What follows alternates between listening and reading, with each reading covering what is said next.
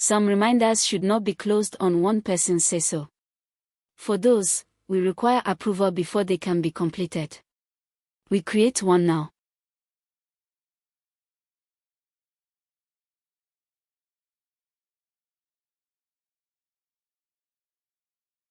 On the last step, we set it to require a manager's approval before it can be marked done. On the reminder, the approval shows as pending. Until a manager approves it, it cannot be completed. As the approver, we approve it now. Approved, now it can be completed. That is control on the way in. The other side is escalation, control when something is late.